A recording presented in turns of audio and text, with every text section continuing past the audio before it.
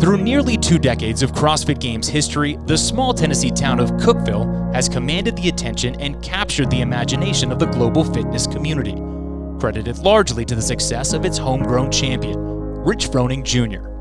2011, fittest man on earth. 2012, fittest man on earth. 2013, Rich Froning, the fittest man on earth. In 2014, Rich Froning is the fittest man in history. Froning catapulted to legendary status by earning 4 consecutive individual championships, at the same time that the sport and community were experiencing legendary growth of their own. His rising star solidified its place in history.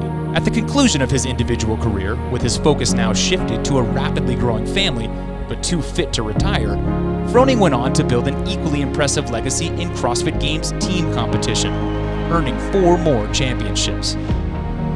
A variety of athletes lent their talents to those 4 championship teams, with Froning always as the linchpin. But as the campaign for the 5th championship got underway, the roster had found solid footing and a sense of uniformity. But then, 2020. We're not replacing anybody. We're not replacing a Mayhem team of the past. This is the 2021 Mayhem Freedom team. Tasia and China, and Scott even. Scott was only here for technically a half of a season. There's just no way to get Scott or China on the team. China lives in California. It's not gonna happen. Scott lives in Ohio, brand new baby. It's just not gonna happen. If in a perfect world, I would have said super teams again and let's go. But it wasn't gonna happen. And so, I think each team, even though we didn't compete at the games together, each team each year has a special place for me in my memory. Like, we had a great time at those 2 competitions that we did. Luckily, we did get to do some competitions together and have that. Grew a lot closer to Scott. Scott's a really good friend.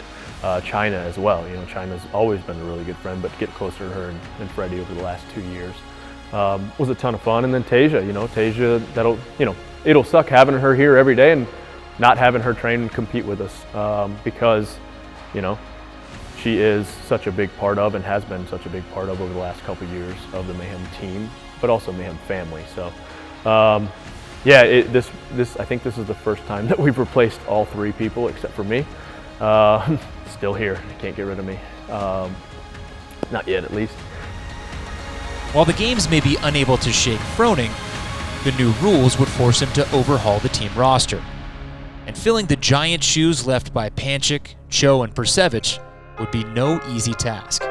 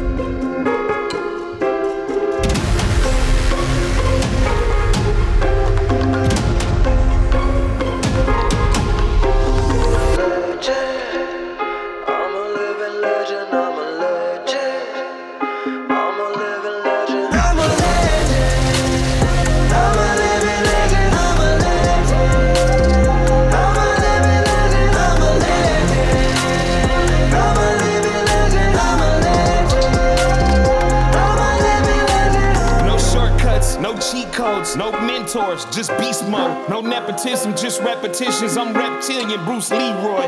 Born with my back on the bricks, but I turned them food stamps into Clico. I was in the mud with my cleats on, but I made it all look like free throws, yeah. I'm what the wannabes wanna be, knocking down any obstruction in front of me. Wanna see come for me, thundery. Even the younger me shocked at what has become of me. My energy plummeted, hard to believe. Knocked to the ground, I got kicked in the knees. Rose to my feet, now I float like a butterfly, sting like you already know. I'm Marvin Gaye on any beat that you bring. I can't even sing. Fight for the people until we all equal. Martin Luther the King. I does it all. Just give me the ball. I go hard for the team. It's all for the team. Only thing left is to bring home a ring. I'm not here just to compete. I'm not here to have fun and, ride off into the sunset, middle of the pack or whatever. Like, I show up to win no matter what it is.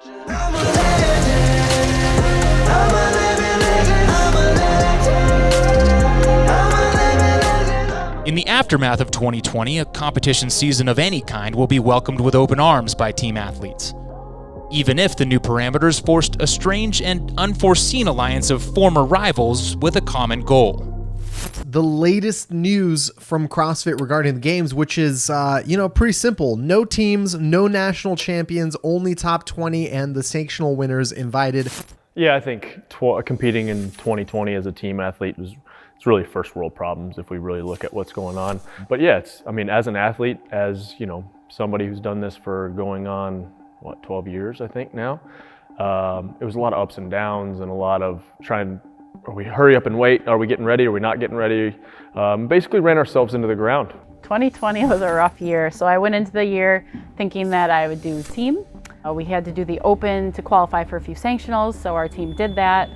And then, as we all know, things just were getting canceled after canceled, and luckily I made it technically to the games through the open as an individual. So as a last resort, I ended up doing that because it was the only option at the end. Yeah, as an athlete in CrossFit, 2020 was kind of all over the place.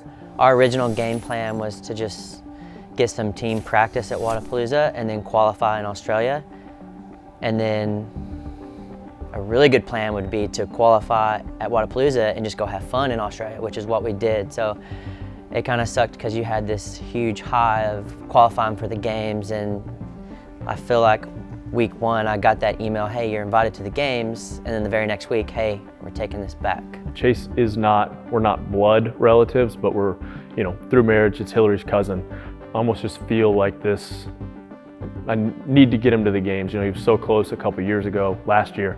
His dad passing away a couple years ago was an incredible human being.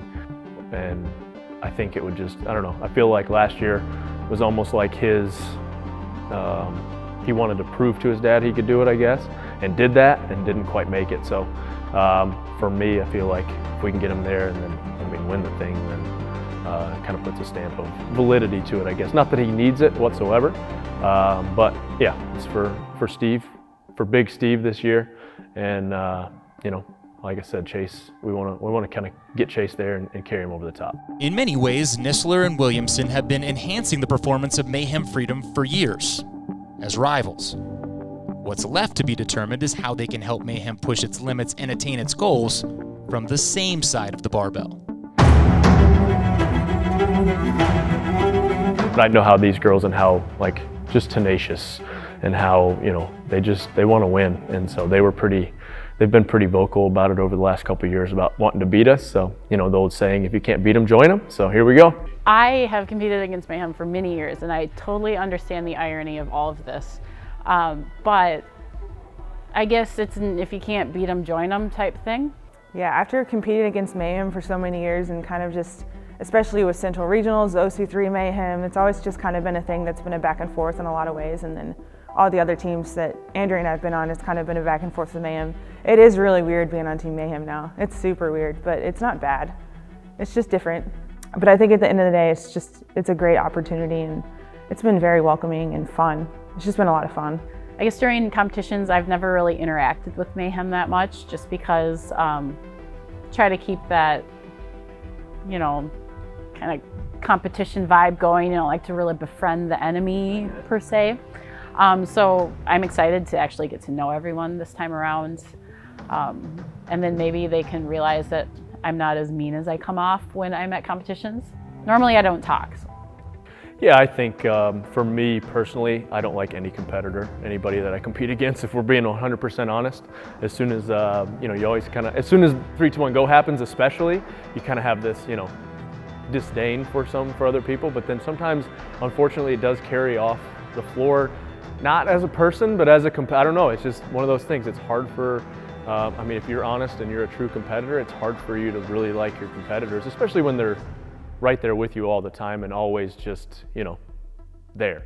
And so they're always super fit, but we haven't had any of those types of problems. We were joking yesterday because we were doing toes to bar, and Andrea stepped back kind of into my way, and I'm like, hey, move, we're on the same team now, back off. And Taylor's like, kick her. So, it's just those types of things where, they're going to fit in just fine. I think the initial team dynamic is really good.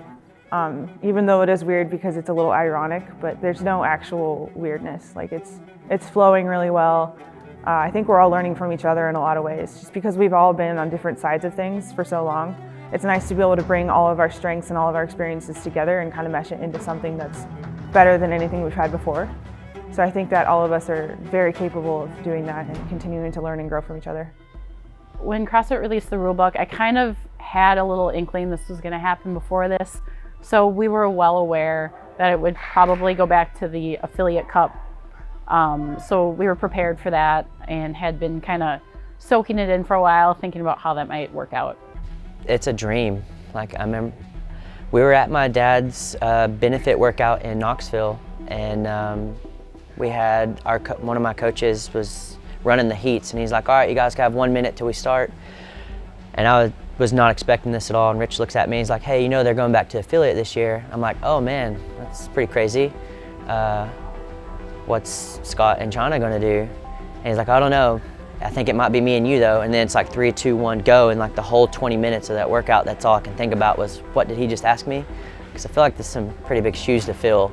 But yeah, it's a dream come true for sure. So I was like, all right, looks like it's me and you. Because I mean, you know, I joked around with Dre. Dre's kind of moved on to a different time in his life, but I texted him at first joking, and I was like, hey, looks like you get ready to be on the team. And Dre kind of had a little mini freak out, I think. So, but yeah, no, Chase, he's put in the work.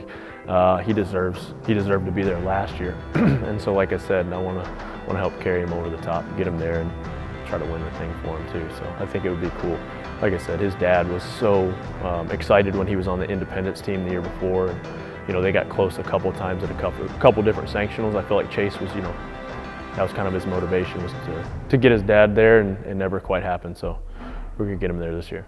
I just figured whatever happened would happen. And then, you know, they announced the rules, and initially I was really excited just because it kind of piqued my interest a little bit with Mayhem being so close, just to know that it was an option. And then Rich reached out and I was like, yeah, this is a great opportunity. I'm really excited because I want to be a competitor still, and it's just a great opportunity for that to open up with Affiliate Cup.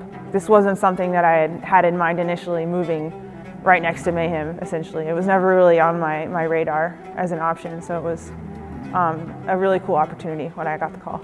The joining of the tribes happens. Taylor called me one night after I was done coaching, and she was really awkward on the phone, and I've never sensed this from her, and I instantly felt really uncomfortable. And she told me it felt like asking a boy out on a date, but she had a question for me, and the question was, would I come join Mayhem with her? So, and then I did. Chase is super fit, may not be super well known because he's never really made it to the games. Has made it as an individual to regionals a couple times, has been on independence the last 2 years.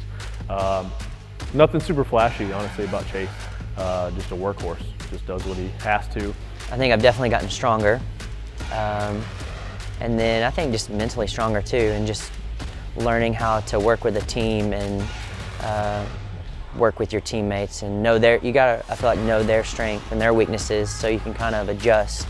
And yeah, I think just learning how to adjust with your teammates during like a competition, especially when things don't go as planned, how to, you know, have a plan B ready when you haven't discussed that plan B. Andrea, she just seems like all around. Anytime we competed with her, she had that little bit of, I'm pretty sure she might have punched Hewitt in the back one time because he cut her off in a run, so I like that, you know. She's nasty, but she's super fit, she's strong, well-rounded. Yeah, I love being on a team just because I like working with people towards a common goal, so I only push myself really hard when I'm working out with a team. If I work out individually, I maybe half-ass things a little bit here and there.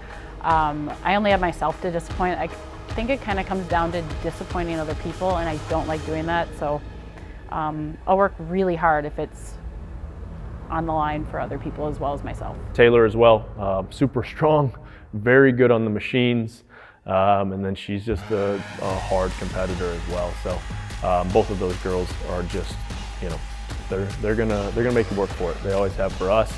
And so now I'm glad they're on our team. They're going to make us work for it as well. As an athlete, I've always had a tendency to be good at strength type things, obviously, and I'm very tall for a CrossFit athlete, especially for a female. So anything that involves like height, box jumps or whatever, I'm usually pretty good at that kind of stuff. At the end of the day, I think I could do it well individually, and the time commitment would maybe be more, but maybe not in different ways.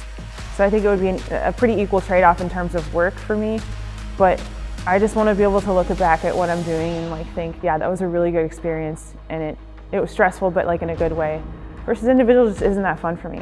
I don't know if that's just how I'm wired, but it's just, I want to do what I like to do. Mayhem Freedom has always lived up to the hype. But the expectations on this team will be uniquely high, and the target on their back a magnitude previously unseen. It's a challenge that no member takes lightly.